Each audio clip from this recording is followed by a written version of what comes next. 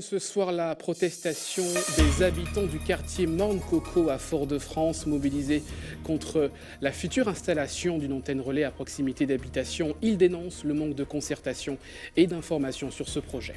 Les Robertins attendent des actes après l'annonce du plan Pulsar par le préfet de Martinique dans le cadre de la lutte contre les algues sargasses. Nous sommes retournés dans cette commune, l'une des plus touchées par ce fléau. Un clin d'œil à des jeunes Martiniquais et jeunes Martiniquaises. Ils mettent à l'honneur notre île sur les réseaux sociaux grâce à leurs œuvres photographiques, des artistes amateurs que nous avons rencontrés au Prêcheur à l'occasion d'une exposition. Enfin, en sport, le Madeleine Accueil, particulièrement perturbé par la pluie. La compétition de modélisme a réuni de nombreux passionnés cette semaine. Nous les avons également rencontrés aux côtés de leur mini-bolide. Voilà pour les titres. Bonsoir à tous. Avant de dérouler le fil de l'actualité, un grand merci à vous, contributeurs, téléspectateurs, pour votre soutien et pour vos appels, pour vos dons. Découvrons ensemble le montant atteint par notre collecte mise en ligne sur le site d'Alando et déjà 14 132 € collectés en cette journée. Et d'ailleurs, toute cette journée, vous étiez nombreux à venir nous rendre visite ici, dans nos studios situés au Lamentin, zone de Californie, comme vous pouvez le voir sur ces images. Et c'est déjà près de 6 000 € qui ont été récoltés en une journée sur ce point de collecte. Nous sommes donc à près de 20 000 € recueillis grâce à votre générosité. Et on écoute vos réactions recueillies ce matin par Sandrine Claude. Je tiens à soutenir ATV parce que ATV c'est ma télé. ATV, c'est sur ATV que nous voyons les réalités du pays. Donc nous devons faire le geste pour soutenir notre télé. Ça m'a un peu touché parce que l'effet que j'ai vu c'est que ça s'est passé. J'ai dit bon, pourquoi pas de donner pour aider surtout les gens qui travaillent à ATV. J'ai voulu que la chaîne ATV ne s'arrête pas. Alors, parce que je vois tous mes feuilletons, tout le journal qui est bien expliqué. Alors, j'ai appelé ma fille, elle m'a dit de faire pour elle. Mais vous avez fait également. Je pense que ça marchera. Ça m'a touché de voir que quand même une télévision qui a depuis plus de 20 ans et qui se bat, qui se bat et qui est actuellement là, qui a des difficultés. Donc c'est avec plaisir que je remets ces 10 €. ATV, c'est une chaîne importante, c'est une chaîne de proximité. C'est-à-dire que je ne veux pas donc parler de la concurrence, mais bon, je sais que vous êtes très proche du peuple et ça, vraiment, c'est quelque chose de formidable que vous faites. Voilà pour ces réactions. Pour rappel, cette collecte est destinée à sauver votre chaîne ATV. 375 000 €, c'est l'objectif à atteindre avant le 15 mai prochain, date de l'audience au tribunal de Fort-de-France. Dès lundi, une collecte sera mise en place dans plusieurs communes de Martinique. On va voir ensemble le programme. Donc lundi 7 mai, Sainte-Marie, Lorrain et Trinité. Mardi 8 mai, destination donc à Schœlcher, au Carbet et notamment à Saint-Pierre avec la caravane d'ATV. Mercredi, un seul point de collecte, ce sera au Lamentin, au centre commercial de la Galeria. Enfin, jeudi, donc les communes où les équipes d'ATV seront présentes, Sainte-Luce, Rivière-Salée, Marin et Diamant. Enfin, vendredi, ça sera donc à Fort-de-France. Nous vous préciserons les lieux exacts et les horaires dans votre journal de demain. Tout cela s'organise afin justement d'essayer de sauver cette chaîne. Encore merci pour votre soutien. Les habitants du quartier Morne-Coco sont donc en colère. Ils étaient une dizaine ce matin à protester contre la future installation d'une antenne relais à proximité d'habitation, un projet qu'ils souhaitent voir abandonné. Loïc Régis les a rencontrés. Regardez son reportage. C'est ici, juste en face de leur maison, que l'antenne relais devrait être implantée. Le domicile du couple Léridaire se trouve à moins de 10 mètres de la zone. Une proximité dangereuse selon eux. Alors, le problème sur le quartier, c'est l'implantation d'une antenne relais d'une hauteur de 20 mètres qui sera mise en zone urbaine près des habitations. Donc vous voyez, la première maison est à moins de 5 mètres de l'antenne relais. Donc on connaît tous les risques de nuisance de santé publique justement par rapport aux ondes magnétiques. Donc justement, notre vœu, notre souhait, c'est que cette antenne soit déplacée hors zone urbaine et loin des habitations. Les travaux sont menés par un grand opérateur téléphonique. Les habitants ne comptent pas se laisser faire pour autant. Si on doit aller au blocage et on doit être encore plus virulent, on le fera parce qu'il en va de notre santé, de la vie de nos enfants. À travers une réunion, ils ont souhaité informer les autres habitants du quartier qui se situe à 200 mètres. Là encore, l'inquiétude est grande. J'ai un enfant de 5 mois et demi et Je crains quand même que dans 10-15 ans, on m'apprenne qu'il ait une pathologie particulière ou que moi aussi d'ailleurs. Une antenne comme ça pourrait faire énormément de dégâts et encore plus de dégâts déjà que nous avons. Nous avons déjà toutes sortes de problèmes déjà ici à la Martinique et je pense que ces antennes relais-là, on pouvait vraiment s'en en passer ou de les faire vraiment dans les normes. Des associations comme l'Union des femmes ou la Sopamar défendent les droits des riverains. Pour elle, le projet est contestable. Ça peut entraîner une malformation, ça peut entraîner aussi des complications pour nos cellules d'une manière générale. Et donc par conséquent, entraîner des cancers. Maintenant c'est connu. Ce matin, une trentaine de personnes s'est mobilisée. Morne-Coco compte un peu plus de 200 habitants et ils comptent bien faire entendre leur voix. Nous vous en parlions hier, le plan Pulsar lancé par le gouvernement et annoncé par le préfet de Martinique, 3 millions d'euros pour lutter contre les algues sargasses, la mobilisation des forces armées, l'achat ou la location de matériel. Qu'en pensent les habitants du Robert, l'une des communes les plus touchées par ce fléau? Le reportage de Sandrine Claude. Un bord de mer sans le moindre remous et une odeur insupportable. Un fait qui en dit long sur les échouages successifs de sargasses. Cette situation, Pierre la vit au quotidien. Pire, il constate depuis quelques jours un impact sur l'environnement avoisinant. La mangrove est en train de mourir, ça a commencé, j'avais déjà fait remarquer cela. La mangrove est en train de mourir, les habitants aussi. Des milliers de crevettes, de poissons. J'ai photographié aussi des holoturies morts, des murènes, même une tortue morte là-dedans, asphyxiée par cette amadère. Avec une enveloppe de 3 millions d'euros, l'État annonçait hier des mesures gouvernementales. Le plan d'urgence Pulsar devrait améliorer l'intervention sur le terrain des collectivités locales. Il est aussi question de ramasser les sargasses au maximum 48 heures après leur échouage, une solution qui laisse le riverain sceptique. La solution n'est pas de ramasser les algues à terre, la solution est de prendre les algues en haute mer et pour éviter que ça entre à terre. Une fois arrivé à terre, c'est trop tard. Ici au quartier Pontaléry, de nombreux habitants vivent à seulement quelques mètres du rivage. Dans cette famille, les avis sont partagés quant aux mesures annoncées. C'est un problème majeur. Bon, après, je ne pense pas que l'homme ait vraiment la situation en main. Et ils doivent améliorer. Bon, tant mieux. Après, j'espère qu'ils vont trouver une solution pour atténuer le phénomène. Mais on ne s'attend pas à un miracle non plus. Ça peut être un nouvel espoir si vraiment ces 3 millions vont servir à trouver soit une machine ou je ne sais pas, quelque chose qui va vraiment les enlever au large avant que ça n'arrive sur les côtes. Ce gérant a vu la fréquentation de son entreprise diminuer depuis l'arrivée du phénomène. L'annonce gouvernementale suscite chez lui de nombreuses questions. Est-ce que le gouvernement pourra faire ce qu'il a dit là? Est-ce que l'argent est déjà là? Est-ce que ça va empêcher les sargasses de descendre, d'arriver sur nous? Moi, je ne sais pas. Mais je n'ai pas confiance, non, pas du tout. Parce que ça fait depuis 2012 ou 2013, on a les sargasses qui arrivent ici, en Martinique, et jusqu'à maintenant, rien n'a été fait. Le plan Pulsar comprend en tout une vingtaine de mesures. Toutes vont bientôt subir un test grandeur nature. Un important phénomène est attendu dans le bassin caribéen. En Guadeloupe, cette initiative du préfet, une journée d'information sur le chlordécone.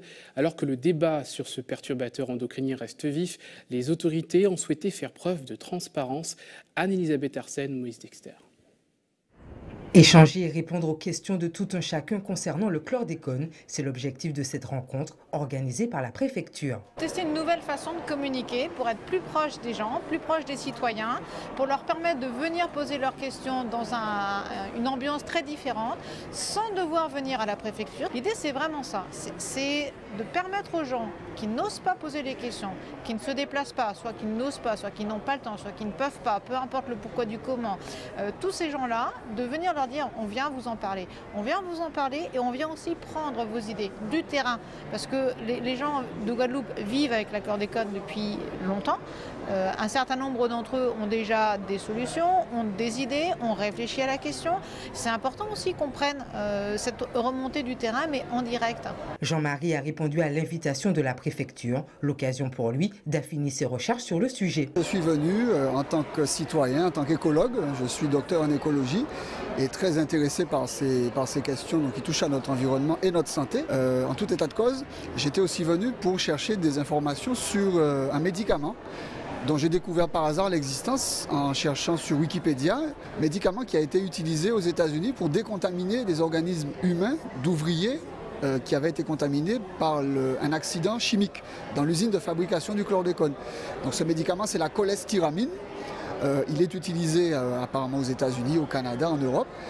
Alors pourquoi n'en a-t-on jamais entendu parler ici? Donc j'en ai un petit peu parlé à l'ARS, j'en ai un petit peu parlé à l'université pour qu'au moins on fasse de nouvelles pistes de recherche. La préfecture souhaite ainsi impliquer plus de Guadeloupéens dans ce débat chlordécone et prévoit donc d'organiser d'autres rencontres de ce genre sur tout le territoire.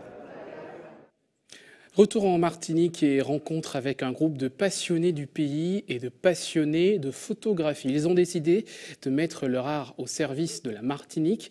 Rebecca Riol et Franck Lurégab ont pu les rencontrer au Prêcheur à l'occasion d'une exposition. Regardez ce reportage. Ce que j'aime, c'est vraiment le concept horizontal et vertical. Évidemment, c'est la signalétique un peu type à l'américaine, après une enquête. Et donc, en l'occurrence, c'est hyper parlant. Je pense que ça symbolise une grosse bonne partie de l'expression artistique de la rue, puisque c'est la rue des fusillés. Appareil photo en main, Géry s'aventure dans cette rue du Prêcheur à la recherche du détail qui fera la différence. En 2013, avec d'autres passionnés de photographie, elle a créé le collectif IG Martinique. Ils repèrent et postent les plus beaux clichés sur la Martinique. Leur sélection photographique est suivie par 22 000 abonnés sur Instagram. Parfois, ils organisent des photowalks. Chaque participant photographie ce qui l'intéresse selon un thème choisi. Notre principe, c'était la gratuité, puis c'est un petit peu monsieur tout le monde. C'était le photographeur martiniquais, donc de passage ou amateur. Et les professionnels jouent aussi le jeu avec nous par rapport à nos sélections. Donc, on tient depuis 5 ans avec quelquefois 6-7 sélections de photos par jour. Il y a vraiment un regard pour un lieu et donc ça fait des possibilités, mais démultipliées, quoi. Le banc est quand même intégré à l'œuvre dans le sens où c'est un banc que les habitants du quartier utilisent pour venir s'installer. Tomeska, c'est le nom d'artiste de Christelle. Ici, en pleine séance d'explication de son œuvre avec Mylène, du collectif RVB à l'initiative de cette exposition, ils ont choisi les photographes d'IG Martinique pour faire la promotion de leur travail artistique.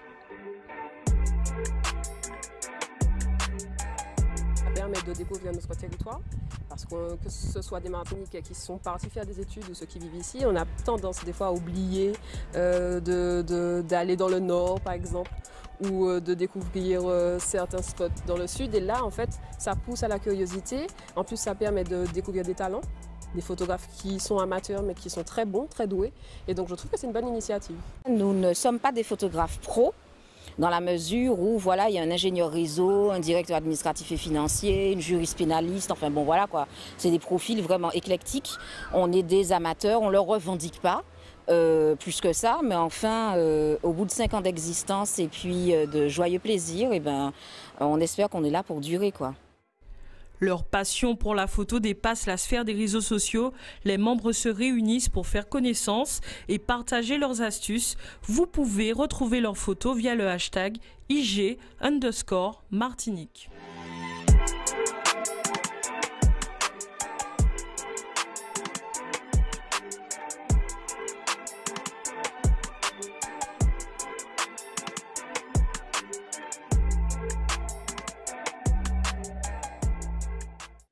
Voilà pour cette perle dénichée par notre spécialiste des réseaux sociaux, Rebecca Riol. C'est l'heure de retrouver notre invitée ce soir, Sarah Yakan. Bonsoir. Bonsoir. Et merci d'avoir accepté notre invitation. Vous êtes la fondatrice du site internet Les Femmes d'Influence. l'un des sites dédiés au développement personnel de la gente féminine. Vous êtes en Martinique dans le cadre des Ladies Break. C'est demain au domaine de l'Oasis entre 9h et 18h. Vous allez intervenir pour une conférence à 15h. Quel message allez-vous donner à votre public? Alors nous, on a créé Femmes d'Influence il y a à peu près 3 ans. Donc c'est un site de développement personnel dédié aux femmes et un site de leadership également. Et donc demain, justement, on intervient pour la Ladies Break pour parler du succès. Donc c'est pour ça qu'on l'a nommé « Programme-toi pour le succès », parce qu'il est difficile, parce qu'on change en fait lorsqu'on veut atteindre ce succès-là. Et pour vivre de sa passion, il y a un changement qui s'opère, un changement des habitudes, un changement de la mentalité et même un changement d'entourage. Voilà.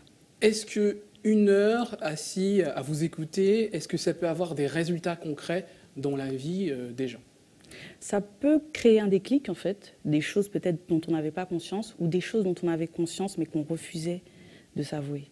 Donc c'est beaucoup plus pour créer un déclic chez ces femmes-là et pour qu'elles puissent prendre conscience de la valeur qu'elles ont et du potentiel qu'elles ont et des compétences qu'elles ont aussi. Alors on va parler de votre parcours. Vous êtes passé par quoi avant d'arriver de fonder ce site internet Femmes d'Influence, un site de développement personnel avec qui vous travaillez notamment avec plusieurs autres personnes. Totalement. Vous avez une autre activité avant? Oui, alors avant ça, j'ai fait des études de communication avant tout et j'ai toujours voulu créer un magazine dédié aux femmes qui ne soit pas forcément sur la beauté et la mode. Et avant de créer le magazine, je faisais des petits boulots. Donc moi aussi, je ne vivais pas de ma passion. Et un jour, j'ai voulu vraiment créer une empreinte dans ce monde et pouvoir impacter des millions de femmes. Et ça a réussi. Alors, vous êtes parti du site internet et maintenant vous voyagez. Vous êtes en Martinique aujourd'hui, à travers le monde, j'allais dire, pour ces conférences. Où est-ce que ça peut aller? C'est vrai qu'on voit, notamment aux États-Unis ou sur Internet, beaucoup de femmes qui s'investissent dans le développement personnel. Est-ce que c'est une activité, selon vous, qui va avoir encore beaucoup de débouchés?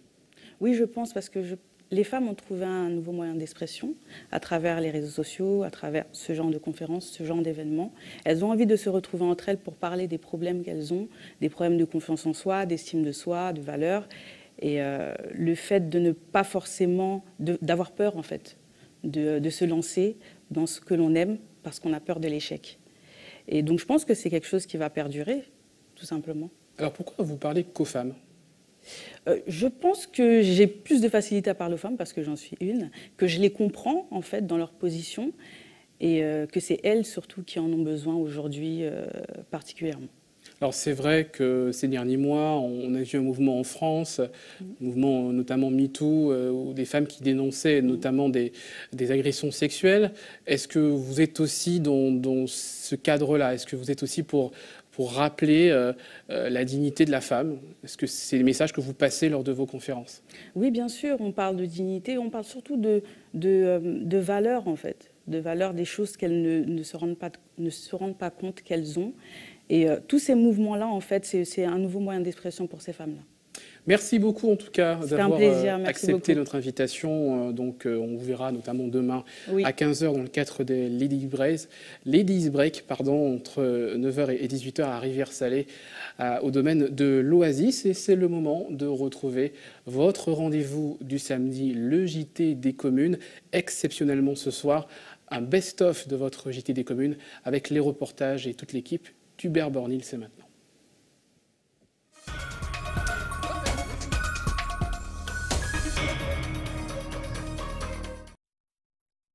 La ville de Saint-Pierre, ses monuments, ses points de vue à couper le souffle. En pleine haute saison touristique, croisiéristes et vacanciers sont nombreux à déambuler dans les rues. Beaucoup viennent avant tout découvrir une commune historique. On vient à Saint-Pierre pour visiter pour le côté historique du pays. Donc là, on va aller chercher le petit train et puis faire un tour de petit train qui nous permet de visiter et d'apprendre l'histoire des événements qui se sont déroulés ici. Cette ville était composée d'une multitude de très beaux immeubles. Le Ciparis Express, l'une des attractions phares de la ville. Une excursion à la fois en train et à pied dans les rues pierrotines, accessible à tous. Nous prendrons notre départ face à cette fresque que je vous invite à découvrir du côté droit sur le mur. Parmi les escales les plus prisées, le théâtre de la ville. Détruit en 1902 lors de l'éruption de la montagne Pelée, le site est aujourd'hui l'un des principaux points d'attrait de Saint-Pierre. Avant, pendant et après l'éruption. Donc voilà le survivant miraculé de ce matin-là. Une histoire qui a également attiré ce couple venu de Sainte-Lucie. Volcan qui est ici, nous venons juste pour regarder et aussi pour l'histoire de la place là. Moïse a quant à lui été particulièrement frappé par l'histoire de Siparis. Nous, l'argent là, ça a été terrible. Hein? Côté nous, seul monde là qui sauvé, qui partit mort là, nous, c'était un jeune Noël. Moi, il était là parce qu'il partait faire rien. Ce qui expliquait sa survie. Le sauvetage du Siparis a été relaté par le père Marie, curé de Morne-Rouge. Il relate la découverte du prisonnier par 3 habitants du Morne-Rouge. Comme Sébastien, il y a ceux qui optent pour le musée de la vulcanologie. Sur le site, de nombreux vestiges permettent de redessiner une époque désormais révolue. Ça fait partie des pans, je pense, importants de la Martinique. Donc en venant visiter, ça paraît naturel de venir faire un petit tour, puis expliquer comme ça ce qui s'est passé aux enfants. Puis ça permet d'introduire aussi le mode de vie de l'époque. Si la ville connaît une forte fréquentation touristique, les commerçants estiment ne pas réellement pouvoir en profiter. Beaucoup de villes de la Martinique ont le même problème, c'est qu'on voit passer les bus et malheureusement on ne fait que les compter. Et on voit tous ces touristes dans ces bus et on se dit souvent mince, ils ne s'arrêtent pas dans nos villages alors que ce serait bien pour nos villages et pour l'économie de nos villages aussi de voir de temps en temps des bus s'arrêter. Et ensuite il y a le touriste qui loue sa voiture et qui arrive à Saint-Pierre et qui s'aperçoit qu'il est très difficile de se garer. Et là, donc ils vont arriver à un bout. Ils vont chercher, puis après, une fois qu'ils auront traversé, ils diront bah tant pis, c'est dommage, on n'a pas pu trouver de place, donc on va aller dans la ville suivante. La ville de Saint-Pierre lutte actuellement pour la sauvegarde de son label Ville d'art et d'histoire qui n'avait pas été renouvelé en temps et en heure, un label qui devrait conforter la commune en tant que pôle d'attractivité majeur pour le tourisme martiniquais.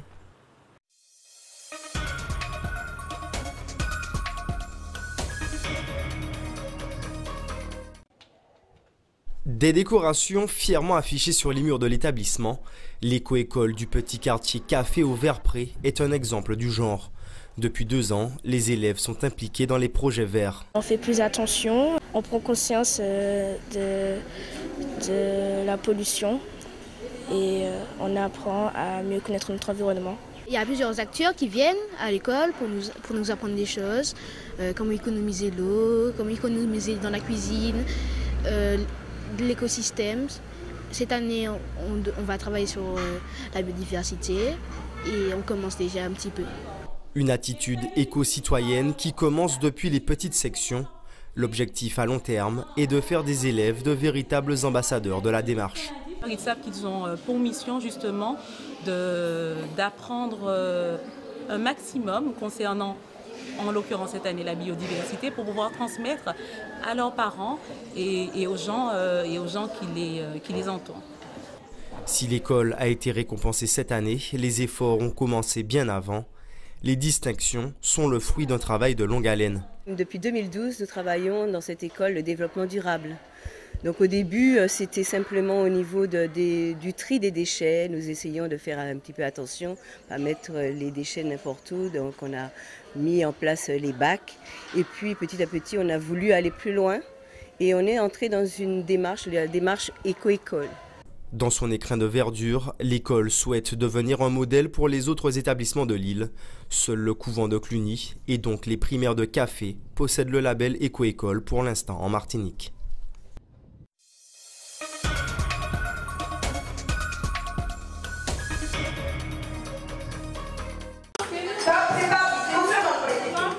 Seulement 30 petites secondes pour choisir ses ingrédients.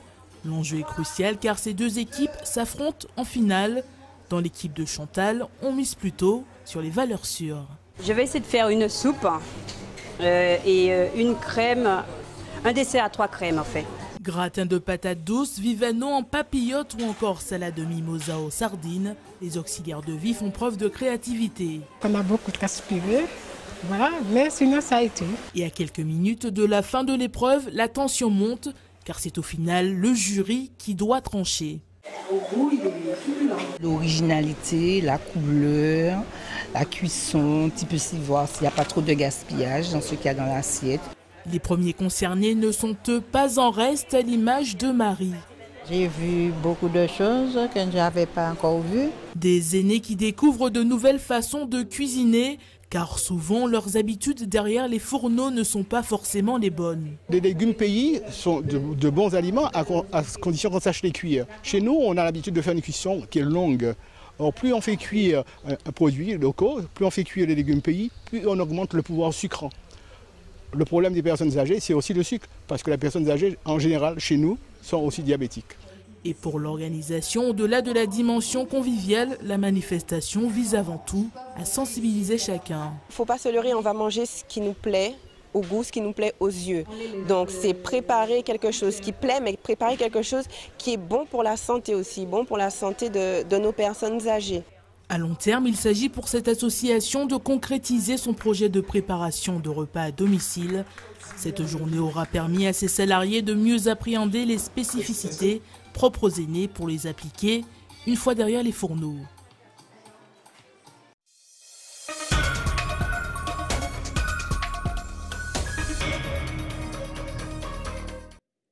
Voilà pour le best-of de ce JT des communes qu'on va retrouver, en tout cas on l'espère, la semaine prochaine. C'est l'heure de retrouver votre page sport.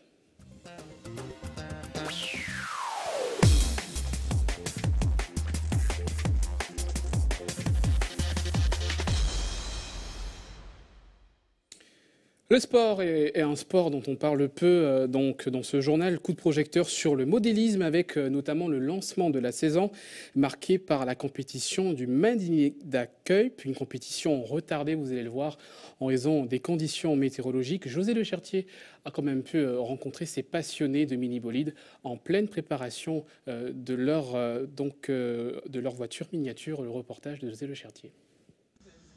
Eddy pratique le modélisme depuis l'âge de 3 ans. Comme Obélix, il est tombé dans la marmite. Âgé de 26 ans, il ne s'en lasse pas. Pour l'ouverture de la saison, Eddy abandonne les moteurs thermiques pour l'électrique. Pour cette Mandinida Cup, en fait, on a lancé une nouvelle catégorie qui est le 8e électrique. Donc là, en fait, j'étais en train de paramétrer mon variateur parce que c'est complètement différent du thermique. C'est le variateur qui entraîne le moteur électrique, en fait. Donc c'est lui qui envoie l'information, le voltage, etc. Donc en fait, tout est réglable directement, soit sur le variateur ou via le téléphone avec l'application. Avec cette acquisition, il compte bien détrôner les ténors de la discipline, Yannick Crofis, Didier Nalamoutou et Gabriel Vianney. On part sur un nouveau châssis cette année qui marche relativement bien. Le châssis fait ses preuves, on a fait déjà 2 courses. Donc cette année, je pense qu'on peut viser au moins une place sur le podium. Ça devrait être faisable. Si cette saison est semblable à la précédente avec les mêmes pilotes en ligne de mire, le niveau lui augmente d'année en année. Certains pilotes s'exportent vers l'international dans le but de se confronter à l'élite et de parfaire les réglages et surtout le pilotage. On commence à aller courir un peu en Europe. Donc là, on sort d'une course en Italie où on est arrivé en finale. Donc ça commence vraiment à devenir très intéressant et puis au fur et à mesure, le niveau augmente, c'est ça qui est bien. C'est déjà d'essayer de terminer toutes les courses sans casse. Donc on espère une 3e place sur le podium. Je vais faire juste cette course-là, histoire de s'amuser. C'est une saison en demi-teinte, je change de châssis, donc une nouvelle voiture. Mes prétentions pour cette course, c'est de déjà s'amuser, passer un bon week-end. Essayer une qualification en finale et j'aurais tout gagné. On a eu des petits soucis au niveau de l'ouverture du championnat parce qu'il manquait certains pilotes. C'est compliqué de faire des courses à moins de 20 parce qu'après on se retrouve avec moins de ramasseurs. Donc pour les finales c'est très compliqué. Là on a essayé de relancer un peu, de mettre un peu plus d'émulsion dans la discipline. Donc là c'est mieux.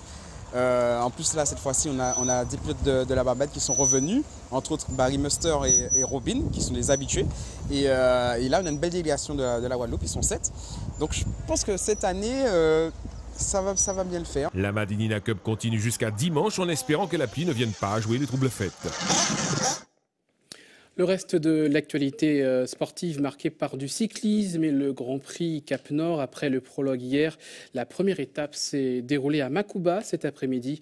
Au menu également le début des demi-finales du trophée de la CTM en volleyball ou encore les demi-finales de la Coupe de Martinique en rugby. C'est donc le résumé de l'actualité sportive préparé par Carrie Chassol et Valérie Vincent.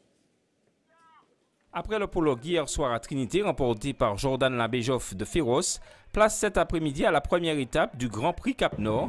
Longue de 90 km, elle emmenait les coureurs du Gros-Morne au Gros-Morne avec un circuit entre Trinité, le Verpré et le Gros-Morne. Elle est revenue à Edwin Becerra qui s'impose au sprint devant Willy Roseau du Madina Bikers. Thierry Rago de l'UCS complète le podium. Le sociétaire de la pédale pilotine fait coup double puisqu'il s'empare également du maillot jaune.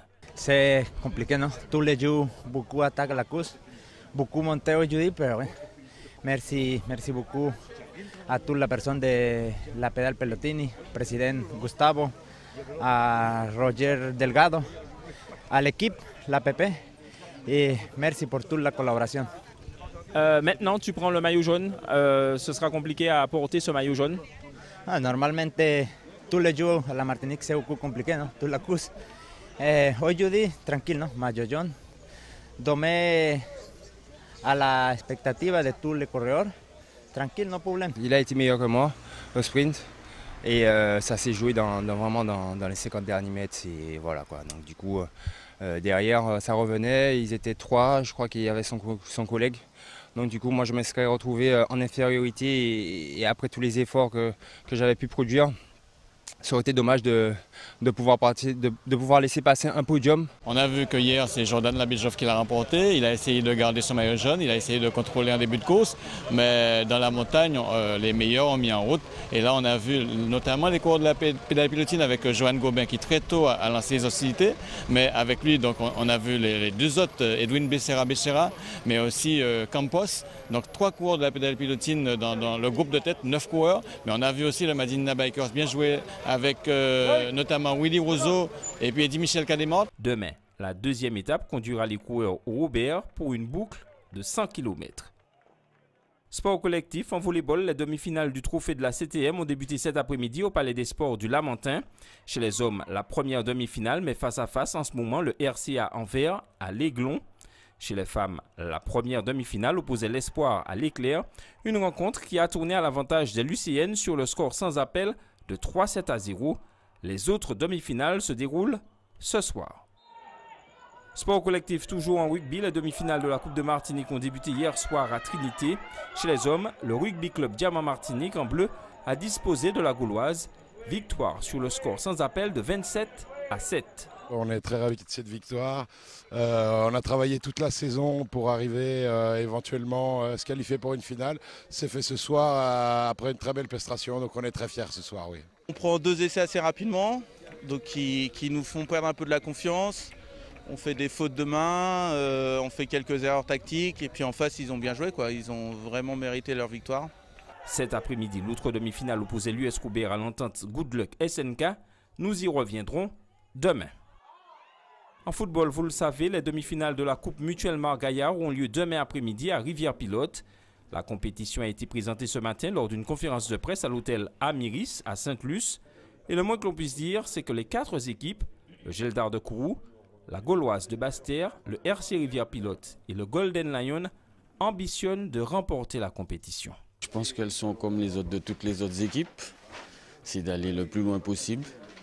Donc c'est pas de la prétention, mais on pense que quand on s'engage dans une compétition, c'est d'aller le plus loin possible. Et pour nous, c'est d'être le plus représentatif du football guadeloupéen. Notre prétention, comme tout club qui se respecte, c'est de gagner ce tournoi, bien entendu. Bon, l'Aiguillon participe pour la première fois et nous allons essayer de représenter dignement notre département. Moment très important dans la mesure que le Golden Lion, s'il y a une compétition qu'on doit remporter cette année, je crois que c'est la seule qui nous reste. Qu'on soit vraiment, qu'on a les clés, donc on va mettre tout en œuvre dans la mesure que nous sommes les tenants du titre. Donc encore plus qu'on va tout mettre en œuvre. Et la mutuelle nous dit que le club qui remporte 3 fois consécutifs garde la coupe. Donc comme on l'a déjà inscrit une première fois, on souhaite l'inscrire une deuxième fois pour pouvoir garder une bonne option pour la 3e. Est-ce que c'est un avantage de jouer à Rivière-Pilote? Je crois que les derniers événements ne l'ont pas montré. Ceci dit, c'est une fenêtre pour nous, tout simplement, pour évacuer certaines déconvenues. J'ose espérer que nous serons prêts. Cette compétition nous sourit un petit peu, il faut dire les choses comme elles sont. Mais soyez-en sûrs, pour peu que nous retrouvions nos valeurs qui demeurent une fois de plus monolithiques, je crois que nous pouvons dans cette compétition faire quelque chose d'intéressant. Demain 16h, le Geldar de Kourou sera face à la Gauloise. Puis à 18h30, le Racing affrontera le tenant du titre, le Golden Lion. La finale est prévue mardi prochain. Voilà, et c'est ainsi que l'on referme ce journal. Avant de se quitter, je vous rappelle les principaux titres développés dans cette édition. Les craintes des habitants du quartier Morne-Coco à Fort-de-France. Une antenne relais doit être installée à proximité des habitations. Certains occupants craignent pour leur santé. Ils dénoncent le manque de concertation sur ce projet. Nous sommes revenus sur le plan Pulsar. Contre les algues de Sargasses présenté par le préfet de Martinique hier. Les habitants de la commune du Robert sont plutôt sceptiques, notamment quant au ramassage des algues de Sargasses. Ce clin d'œil à des jeunes Martiniquais et Martiniquaises, ils ont mis à l'honneur notre île sur les réseaux sociaux grâce à leurs œuvres photographiques, des artistes amateurs que nous avons pu rencontrer au Prêcheur à l'occasion d'une exposition. Et puis en sport, ce coup de projecteur pour le modélisme avec le lancement de la saison, prévu cette semaine et qui va durer ce week-end avec le Madinina Cup. Une compétition qui a été retardée en raison des problèmes météorologiques. Et puis un grand merci encore une fois à vous. Vous avez contribué massivement aujourd'hui pour cette première journée de collecte pour sauver votre chaîne ATV Martinique. 20 000 € récoltés en 24 heures, notamment sur le site internet. Vous voyez, il s'affiche en bas de votre écran, www.dalando.com.